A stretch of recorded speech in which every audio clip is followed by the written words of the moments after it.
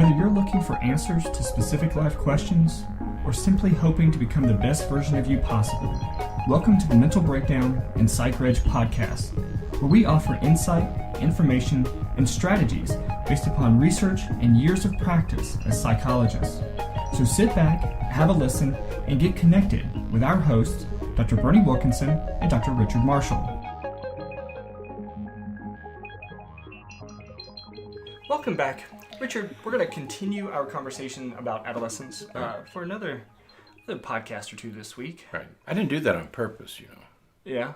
When I collected these, I wasn't thinking teenagers. No. But I found these interesting and thought they are some interesting articles. And there's they're similar to things we've talked about in the past, but in each case we can add a little bit more insight and information to what we've already presented before. Yeah. This one was particularly interesting because of the way the author set it up. Yeah. The beginning of it is statements teenagers make. Yes. We've heard many of those. Most of those, right. Yes. So this is an article entitled The Negative Voices in Your Teenager's Head. Right. And it's written by Sean Grover, a social worker. Right. And what I like about this is because we talk about self-talk quite often. Self-talk is that, obviously, that voice inside your head that sort of guides you. It tells you whether you should do something or shouldn't do something. It's the voice that sort of evaluates yourself, evaluates your situation and your circumstances. And you hear other voices in your head. Yeah. Like I hear you saying, Richard, are you finished with chapter 6 yet? You know, so it keeps me motivated because I hear your voice in my head. That's right. You know? But that becomes part of my self-talk. Right. And what happens is, you know, through childhood, parents have to, or early in childhood, parents have to tell their kids everything. You have to verbalize everything. And then at some point, kids begin to verbalize it themselves, and so will. You might even catch your young child saying it aloud, saying something that you've said before. Exactly. Don't do that. You know, you'll hear them saying it out loud, and then that externalized voice eventually turns to internalized voice, and that's called your self-talk. Right. Which is what children use to regulate their behavior, is that internalized speech. Yeah, that mom's voice inside your head. No, you're making bad choices. And you can hear kids repeat what their parents say. Yeah. And so, the way that the author started it out is, you know, some of the things that teenagers often say. And they're just, I'm gonna read. You know, it's good to read. All right. Yeah? I can't think of a single thing I want to do except sleep. It's the only time I'm not stressing. The only time I'm not worried. The only time I'm not upset. Yeah. Yeah. Sometimes I hide from my mom and watch Netflix. Right. You know? Whoever did that. Right. So these are some things. But then he shifts and he starts to talk about some things that parents can say to help their kids, their teenagers address, you know, address some of this internalized voices that they're having. So if you're raising children, regardless of their age, look at the first things that he says, but then go to these numbered items, because in the numbered items, the teen is saying, this is what I want you to do. Right. Okay. And the first one is? So number one is give me space. So if your teenager says, give me space, this is what what your teenager really wants you to do is not come in their room, not corner them, and not make any demands. That's right. Don't come in my room. Don't come in my room, corner me, or make demands. Right. Oh, God. Yeah. So when you hear your teen say that, I just need some space. I just, you know, that's what they're really trying to say. And for the parent, they need to be able to respect that. Right. We've talked over the last couple of podcasts, but also the last week or so, we talked about the progression towards detachment parenting. Yeah, right. And so what you're going to see in a lot of these things that we talk about here, a lot of these examples that Mr. River provides here in this article, are things that are moving in that direction. Right. You know, if your teenager says, give me space, give them some space. You know, there's no reason to, no, you're going to tell me what's going on right now. I have a right to be in your room. You know, it's not your bedroom, it's my bedroom. You know. I love that. Jeez, we all. It's not your room, it's my room. I pay the bills in this house. That's right. Well, that's give them that's setting the stage for an argument or a resolution from your child that you do not want. You don't want to have. Right. That's right. Right. Well, then I won't live here. Right. You know. Gosh. Number 2 is don't yell at me. And I love this one. Right. Because of what the first line. I got enough noise in my head. Right? Exactly. What they're really saying is, I've got enough stuff going on. I don't need to hear more yelling on top of the yelling that I'm already doing to myself inside my head. That's right. The noise in my head is loud enough. Right. I don't need any more. Right. Poor things. And we're laughing as we're talking about these, but we're not talking about even teens with psychopathology or anxiety or depression or anything like that. Oftentimes this is the reality of adolescent life, of teenage life, of life as a person going through puberty. Right. This is what it's like. Yeah. Right. There are so many things that they have to. We'll talk about it again in a few minutes, but I hate the idea about when parents say, what does he have to be stressed about?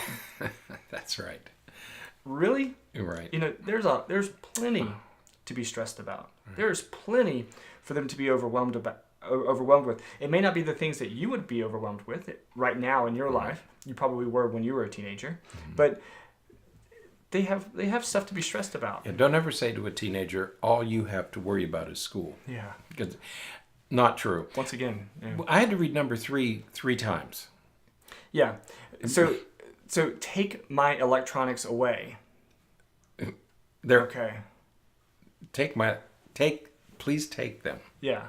And so if your teen says this, and granted, there's not a lot of teens that are saying they're not going to say it. Right. But their behaviors may suggest that you need to do this. But right. What they're saying is I can't put my phone down. Right. I said there's not a lot of teens that say this. I have some patience, and I'm sure that you do too. I have some patience where the kids will say, that's fine. Yep.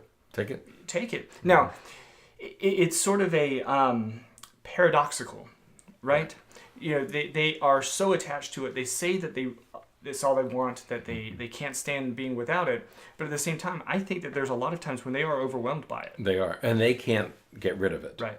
And it's like when I tell my children, if you don't want to go somewhere, if you're invited to do something you don't want to do, just tell your friends that your father doesn't allow you to. Okay? Right. But put it on me. Yeah. Rather than just say, no, my parents said I have to come home this weekend. Right. My dad's such a jerk. He's making me come home early tonight. Yeah. But it takes you off the hook. Yeah. And I think this falls into that same category. They can't give them up.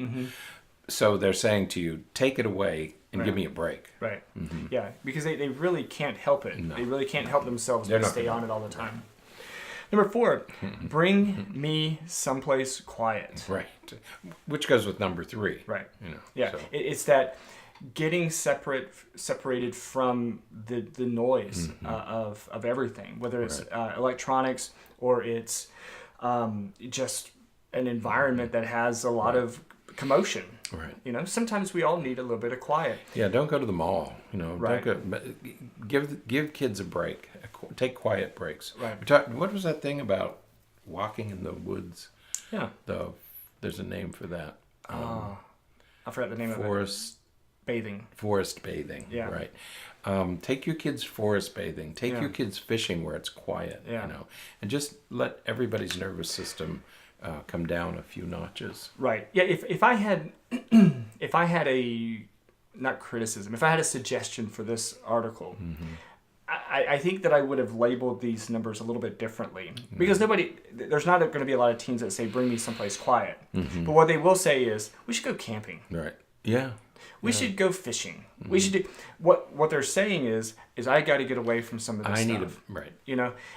When it says, take my electronics away, they're not going to come out and say, take my electronics away. What they're going to say is, oh, that's the consequence. Do it. Yeah. It's going to come across as smart alecky. It's going to come across as confrontational, but it is what they're saying. Right. They're just not using the words that he necessarily uses here. Number 5, stop spoiling me.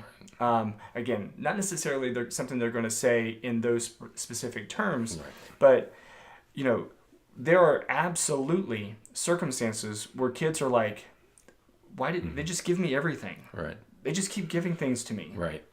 Now, I know that some of you listening to this are thinking, I wish my kid would say that sometimes. Right. And granted, a lot of kids will take advantage of this if they can.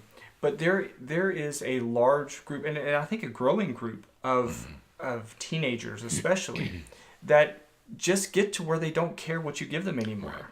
Right. You can keep giving them stuff and they just don't care. And again, so they may not say stop spoiling me, but they are certainly going to become very unappreciative. Right. They're going to become very disinterested in what you have to offer. And again, that's the message that you should be listening to. And what they need is to stop. They need for you to stop spoiling them. Hold them accountable, give them responsibility. That's what they need. Mm-hmm. Right. Number 6 is find me someone to talk to. Right. And this is something that teens will say very directly. If they need it, right. They'll want to talk to a therapist or a counselor or somebody at school or just anybody that they can talk to that's not you. That's right. And somebody who will listen open and not be judgmental. Right. Just let them talk. I love when I'm working with teenagers and they come in at first and they're not going to talk. Mm-hmm. And then over time you develop a bit of a relationship and then they start to unload everything. Mm-hmm. And we all need that. Yeah. Teenagers generally are very suspicious of adults. Right. They don't trust us. But everybody needs somebody to talk to. Absolutely. Mm-hmm. Yeah. So, and then the last one here is tell me that you love me. Jeez. And if it's not those words, what the words will be is you don't care. Right.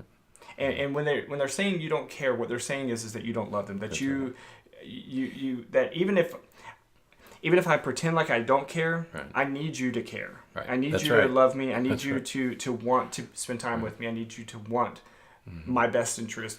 And if they say things like you don't love me, you don't care, and those kinds of things, what they're really saying is that it's not coming across that you care anything for me, that you love me.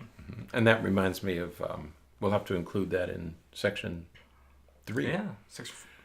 Part 3 of the book. Part 3 of our book, right. We'll be talking about that in more detail. Yeah, because teenagers love it. I mean, they really do. I always say we have 2 hands. The kids have 2 hands. One, they're pushing us away, and the other one, they're pulling us toward them.